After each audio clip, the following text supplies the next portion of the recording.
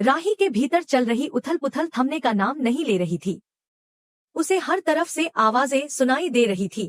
ख्याति मैडम की चेतावनी, मोतीबा की तर्ज पर दी गई सलाह, और सबसे ज्यादा उस उम्मीद की जो अब एक बोझ बनती जा रही थी। ख्याति ने उसके कंधों पर यह कहकर और ज्यादा भार डाल दिया था कि अगर वह चाहती है कि वह अपने बेटे के दुख से बाहर निकले तो उसे यह मुकाबला जीतना ही होगा। मोतीबा ने भी अपनी बात दोहराई कि अनुपमा अब सिर्फ उसकी मां नहीं बल्कि प्रतिद्वंद्वी है और इस मुकाबले में उसे किसी भी कीमत पर नहीं हारना चाहिए। राही की सांसें तेज चलने लगी। वह सोचने लगी, क्या होगा अगर वह हार गई? क्या उसका आत्मसम्मान टूट जाएगा या फिर प्रेम की नजरों में उसकी हैसियत कम हो जाएगी? दूर खड़ी माही मैडम इन सब बातों को चुपचाप देख रही थी, जैसे कोई चतुर खिलाड़ी अपने मोहरे खुद बिछा रही हो। उसकी मुस्कान में एक रहस्य छुपा था, एक ऐसा राज जो वक्त के साथ खुलने वाला था। अगली सुबह एक नई शुरुआत की तरह थी, लेकिन तनाव की लकीरें दोनों ओर साफ नजर आ रही थी। अनुपमा और राही अपनी अपनी टीमों के साथ डांस की प्रैक्टिस कर रही थी। अनुपमा के हर मूवमेंट में अनुभव की झलक थी, तो वहीं राही में जुनून और चुनौती का रंग। मनोहर जी एक कोने में खड़े होकर अनुपमा की प्रैक्टिस देख रहे थे। उनकी आंखों में उम्मीद और गर्व दोनों था। दूसरी तरफ ख्याति और मोतीबा राही का हौसला बढ़ा रही थी। इस बीच प्रेम जूस लेकर आता है, मगर राही उसकी ओर देखती भी नहीं, मानो वह अब किसी और ही दुनिया में खो चुकी है। एक ऐसी दुनिया जहां हर कदम पर दबाव है, उम्मीदें हैं और एक बड़ी जिम्मेदारी का एहसास। दिन जैसे जैसे आगे बढ़ता है, अखबार की एक खबर सबकी नजरों में आ जाती है। अनुपमा और राही दोनों ही उस हेडलाइन को देखकर बेचैन हो उठती हैं। ख्याति और मोतीबा अब प्रचार की रणनीति बनाती हैं, ताकि जनता राही को वोट देकर उसका साथ दे। राही यह देखकर हैरान रह जाती है, कल तक जो उसे अकेला समझती थी, आज वही लोग उसके पीछे प्रचार कर रहे हैं। अनिल भी अब सोशल मीडिया पर राही के प्रचार की जिम्मेदारी ले लेता है। यह सब कुछ राही के लिए बहुत नया और भ्रमित कर देने वाला था। जब प्रेस कॉन्फ्रेंस होती है तो रिपोर्टर राही से तीखा सवाल पूछते हैं, क्या आपकी मां आपको हराकर जीतना चाहती है? इस पर राही गुस्से से जवाब देती है कि सवाल से ही यह साबित होता है कि अनुपमा किस तरह की मां है। वह कहती है कि न तो उसे मां से डर लगता है और न ही इस प्रतियोगिता से। वहीं दूसरी तरफ अनुपमा से भी वही सवाल पूछा जाता है और वह बेहद शांति से जवाब देती है कि इस प्रतियोगिता में राही उसकी बेटी नहीं बल्कि उसकी प्रतियोगी है। वह गर्व से कहती है कि उसकी बेटी आज इतनी आगे बढ़ चुकी है कि वह उससे मुकाबला कर सकती है। बाद में अनुपमा अपने पैरों को आराम देती है और भारती उससे पूछती है कि क्या राही के इंटरव्यू से उसे दुख नहीं हुआ। अनुपमा मुस्कुराते हुए कहती है कि राही हमेशा से जिद्दी रही है, वह जो ठान लेती है वह करती है। अनुपमा साफ करती है कि यह मुकाबला उसकी बेटी से नहीं, एक बेहतरीन डांसर से है और जो भी टीम फाइनल में बेहतर प्रदर्शन करेगी वही जीतेगी। दूसरी तरफ माही मैडम अपने नए खेल की तैयारी में जुट जाती है। वह ख्याति से कहती है कि अगर वह राही का साथ देगी तो उसे हिम्मत मिलेगी, और चूंकि वह राही से बेहतर डांस करती है तो उसका प्रदर्शन राही की टीम को और मजबूती देगा। लेकिन माही की असली मंशा कुछ और है। वह चाहती है कि अनुपमा जब तीनों बेटियों को एक साथ देखे तो उसका आत्मविश्वास टूट जाए। ख्याति माही की बातों से सहमत होती है और कहती है कि उसे सिर्फ अनुपमा की हार चाहिए। माही ख्याति से वादा करती है कि वह अनुपमा को हराने में कोई कसर नहीं छोड़ेगी। मन ही मन माही सोचती है कि अगर अनुपमा हारती है तो वह आर्यन की मौत का बदला ले पाएगी, और अगर राही हारती है तो प्रेम और राही के रिश्ते में दरार आएगी। हर तरफ से उसे ही फायदा है। इस सोच के साथ माही की आंखों में एक शातिर चमक आ जाती है। दूसरी ओर अंश और प्रार्थना अनुपमा से मिलने के लिए उत्साहित है। अंश अब अपनी मां को अपने रिश्ते के बारे में बताने की सोचता है। प्रार्थना थोड़ी घबराई हुई है। वह पूछती है कि अगर फैमिली ने इस रिश्ते को स्वीकार नहीं किया तो? अंश उसे भरोसा दिलाता है कि अनुपमा मां है और मां हमेशा बच्चों की खुशी में ही खुश होती है। दोनों मुस्कुराते हैं, लेकिन तभी प्रार्थना को चिंता होती है कि कहीं गौतम इस बच्चे पर अपना अधिकार न जताने लगे। अंश थोड़ा परेशान हो जाता है, मगर उससे ज्यादा उलझन फिलहाल किसी और के दिल में चल रही होती है। राही की उलझन अब मानसिक तनाव में बदल रही है। उसे अनुपमा की कही हुई बातें बार बार याद आ रही हैं। उसके माथे पर पसीना है और उसकी आंखों में चिंता की लकीरें गहराती जा रही हैं। आखिरकार वह सोचते सोचते बेहोश होकर गिर पड़ती है। यह देख कोठारी परिवार और प्रेम घबरा जाते हैं। डॉक्टर को बुलाया जाता है और हर कोई डर में है। प्रेम गुस्से से भर जाता है और ख्याति व मोतीबा से कहता है कि उन्होंने इस प्रतियोगिता को युद्ध बना दिया है। उनका दबाव राही पर इतना बढ़ गया है कि उसका मानसिक संतुलन बिगड़ गया है।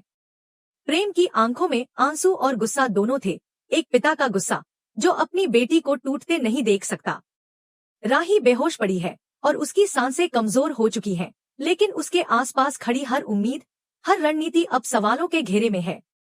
राही के मन में जैसे ज्वालामुखी फूट पड़ा था। वह अचानक गुस्से में चीख पड़ी, तुम झूठी सहानुभूति मत दिखाओ। ये लोग अब मेरा साथ दे रहे हैं और तुम जाकर उनका साथ दो जिनका तुम्हें देना चाहिए। मुझे तुम पर एक पल के लिए भी भरोसा नहीं है। उसका चेहरा क्रोध से लाल हो गया था और वो किसी को कोई जवाब दिए बिना सीधे अपने कमरे में जाकर खुद को बंद कर लेती है। पराग, जो सब कुछ चुपचाप देख रहा था, दरवाजे के बाहर आकर धीरे से कहता है, राही प्लीज दरवाजा खोलो, बस एक बार बात कर लो। राही कुछ देर की चुप्पी के बाद दरवाजा खोलती है, लेकिन केवल पराग को अंदर आने देती है। उधर प्रेम अकेला सा कोने में खड़ा होता है। जब माही पास आकर उसकी हालत देखकर सहानुभूति जताने की कोशिश करती है, लेकिन तभी परी आ जाती है और माही को टालते हुए कहती है, जाओ माही, सबके लिए कॉफी लेकर आओ।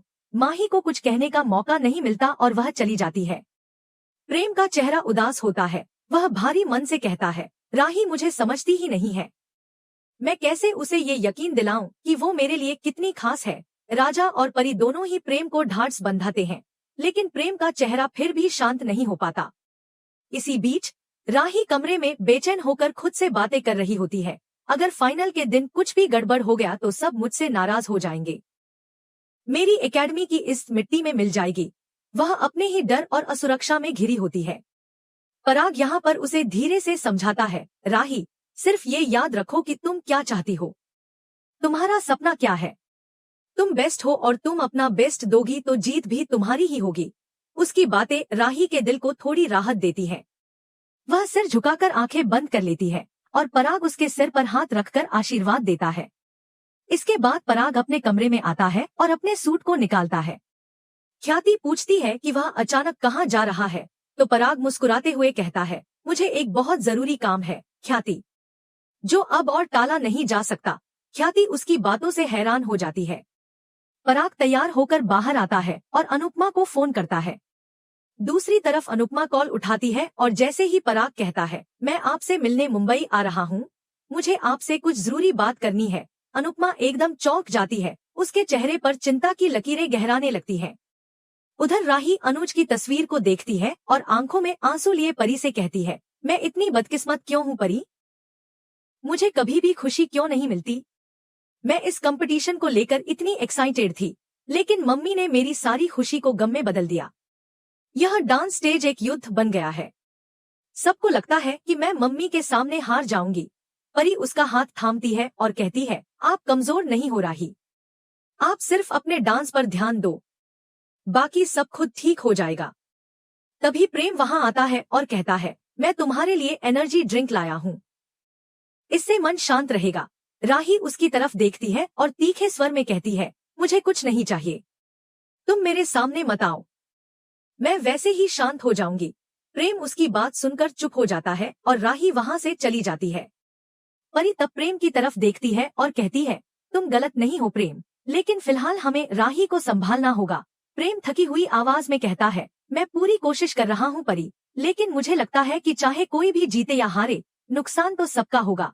परी सहमति में सिर हिलाती है और कहती है, ये सब बात की बातें हैं, लेकिन इस वक्त हमें राही को ठीक करना है और ये तुम ही कर सकते हो। वहीं दूसरी ओर अनुपमा अपने आंगन में कपड़े धो रही होती है, जब मोहल्ले में एक बड़ी गाड़ी की एंट्री होती है। सब लोग हैरान हो जाते हैं कि इतनी बड़ी गाड़ी यहाँ क्यों आई है। जैसे ही पराग गाड़ी से उतरता है, मोहल्ले के लोग एक दूसरे को देखते हैं। जसप्रीत धीरे से कहती है, ये तो राही के ससुर हैं, लेकिन ये यहाँ क्यों आए हैं। अनुपमा की नजर जैसे ही पराग पर पड़ती है, उसकी सांस अटक जाती है।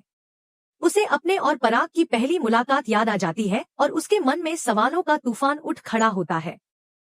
वहीं दूसरी तरफ मोतीबा ख्याति से कहती हैं, हम राही पर बहुत ज्यादा दबाव बना रहे हैं, इसका असर घर के माहौल पर भी पड़ रहा है। प्रेम और राही के रिश्ते में दूरियां बढ़ रही हैं। ख्याति लेकिन अपने रुख से टस से मस नहीं होती। वह कहती है, अब हम पीछे नहीं हट सकते।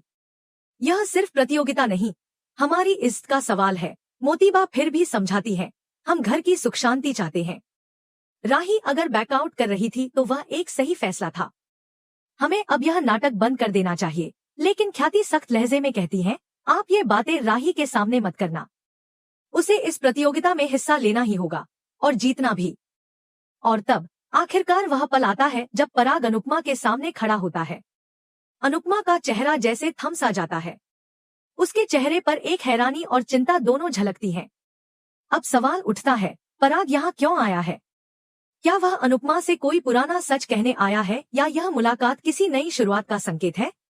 यही रहस्य अगले एपिसोड का सबसे बड़ा सवाल बन जाता है। तो दोस्तों, अब आप हमें कमेंट में बताइए कि आपको क्या लगता है। क्या पराग के आने से अनुपमा की जिंदगी में कोई बड़ा मोड़ आने वाला है? क्या यह मुकाबला सिर्फ स्टेज पर नहीं बल्कि रिश्तों की गहराइयों में भी लड़ा जा रहा है? क्या राही अपनी मां को मात दे पाएगी या खुद को ही खो बैठेगी? ऐसे ही और अपडेट्स के लिए जुड़े रहिए। फिर मिलेंगे अगले एपिसोड में।